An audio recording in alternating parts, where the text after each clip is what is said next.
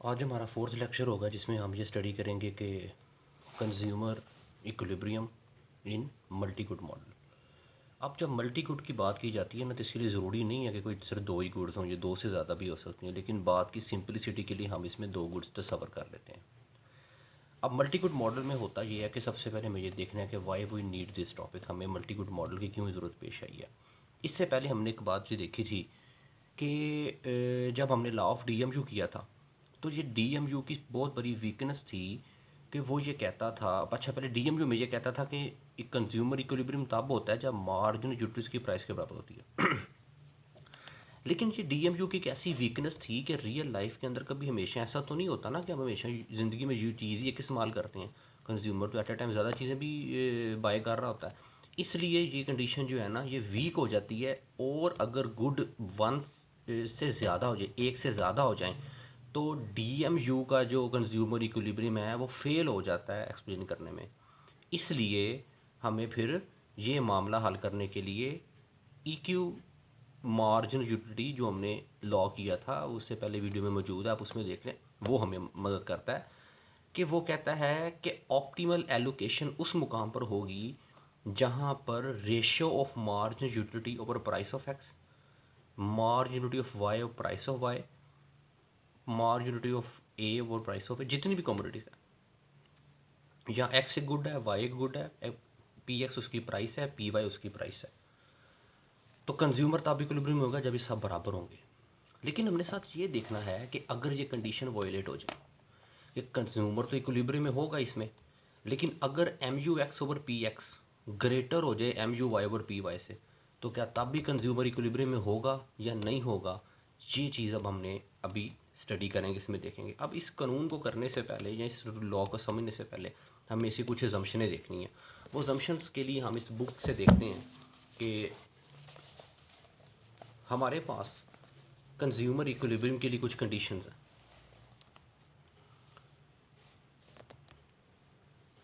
कि हम कहते हैं कि कंज्यूमर, जैसे कि अभी हमने पहले बात कर ली है, कि मार्जिनलिटी गुड ए और प्राइस ऑफ ए, यानी कि इनकी रेशियोज बराबर होनी चाहिए।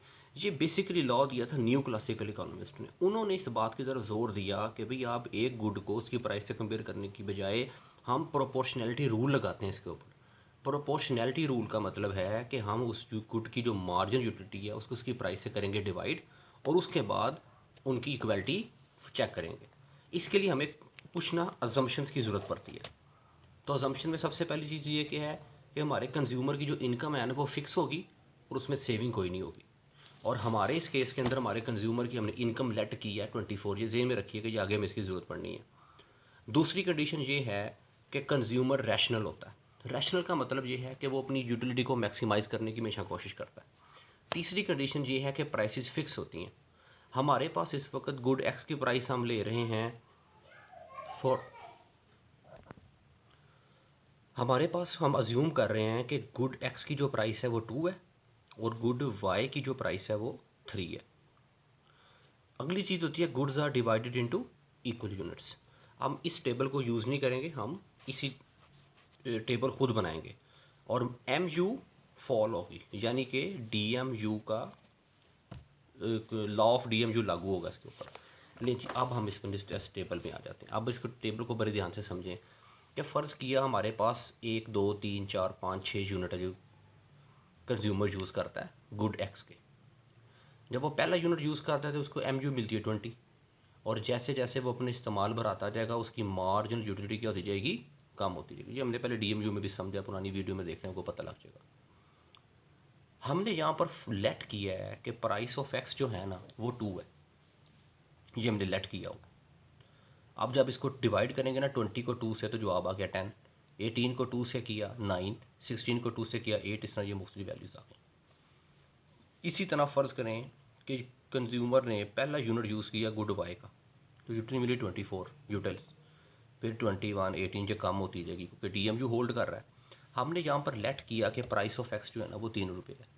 इस तरह 24/3 करें, 21/3 करें, 18/3 करें, ये हम करते गए, ये वैल्यूज मुख्तलिफ आती गई।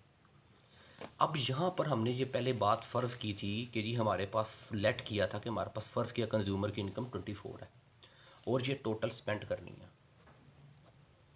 टोटल स्पेंड करते हैं, इसमें से बचाना कुछ नहीं, इसमें सेविंग का कॉन्सेप्ट नहीं होता इसके अंदर। अब आप देखें कि अगर मैं फ़र्ज़ करता हूँ कि हमारा कंज्यूमर 6 यूनिट यूज़ करता है गुड एक्स के, तो कितनी यूटिलिटी मिली 10, प्राइस कितनी थी 2, डिवाइड किया तो जवाब क्या आ गया 5। तो मैं लिखूँगा जी एक्स के यूनिट, ये यूनिट हो गए, ये उसकी कीमत हो गई, तो ये जवाब आ गया 12। उसने 6 यूनिट यूज़ किए एक्स के और उसने 4 यूनिट यूज़ किए वाई के। 4 यूनिट जब वाई के यूज़ किए तो यूनिट मिली 15, कीमत 3 से तकसीम किया तो जवाब आया 5। तो आप ये देखें ये 5 और ये 5 ये दोनों बराबर हो गए हैं। यही हमने कहा था कि M U X over price of X भी 5 आ गई और M U Y over price of Y भी क्या आ गई 5 आ गई, और ये दोनों बराबर हो गए। इसका मतलब है आप फौरी यहाँ पर ये चेक करें कि इनकम स्पेंड हुई है पूरी। अब ये देखें 6 यूनिट यूज़ किए एक्स के, एक था 2 रुपये का, कितने बन गए 12।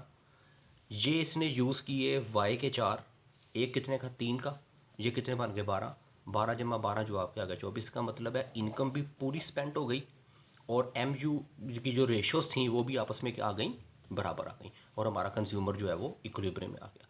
अब ये चीज़ समझनी है कि अगर एम यू एक्स और प्राइस एक्स बढ़ जाए इससे तो क्या होगा।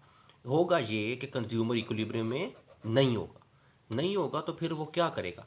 उसमें आप ये देखें कि अगर हमारी एम यू एक्स और प्राइस ऑफ एक्स ग्रेटर हो जाए इससे, इसका मतलब ये है कि marginal utility spent on last rupee spent on good X is greater than marginal utility attained from good Y.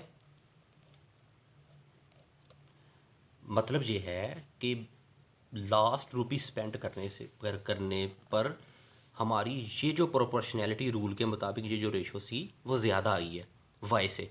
जब एक्स पर यूटिलिटी और इसकी रेशो ज़्यादा होगी वाई के मुकाबले में, तो एक कॉमन सेंस है कि हमारा कंज्यूमर क्या करेगा, वो इनकरेज होगा to shift his expenditure from good Y to good X, क्योंकि गुड एक्स की ज़्यादा है ना। ये देखें ना एम यू एक्स और प्राइस एक्स ज़्यादा हो गई है ना इससे, इसलिए वो अपने वाई से कहाँ पर शिफ्ट होगा एक्स पर, and it will continue till M U X over price of X will come equal to M U Y over price of Y.